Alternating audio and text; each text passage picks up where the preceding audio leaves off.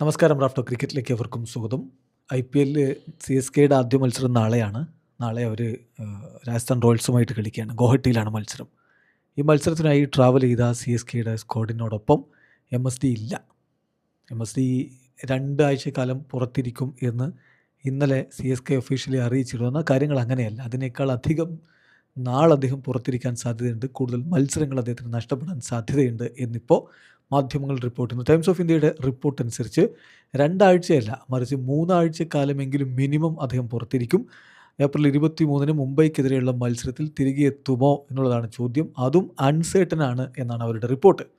അവർ പറയുന്നത് ഇങ്ങനെയാണ്: Dhoni, who has been training hard for over a month, has suffered a calf strain in practice that could keep him out for around 3 weeks.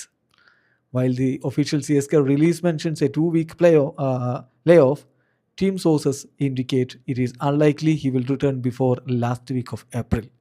That could mean the legend misses at least 6 matches, with a possible return against Mumbai Indians on April 23 also uncertain. അതാണ് times of ഇന്ത്യയുടെ റിപ്പോർട്ടിലുള്ളത്. 2 ആഴ്ചക്കാലമെന്ന് CSKയുടെ official സ്റ്റേറ്റ്മെൻറ്റിലുണ്ടെങ്കിലും ടീമുമായി ബന്ധപ്പെട്ടുള്ള വൃത്തങ്ങൾ പറയുന്നത് 3 ആഴ്ചക്കാലമെങ്കിലും minimum അദ്ദേഹം പുറത്തിരിക്കും. April അവസാനത്തോടുകൂടി തിരികെ എത്തിയേക്കാം.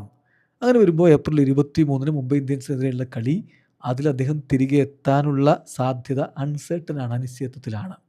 Minimum 6 മത്സരങ്ങളെങ്കിലും. That could mean the legend misses at least 6 matches എന്നാണ് ഇപ്പോൾ ലഭ്യമാവുന്ന വിവരം.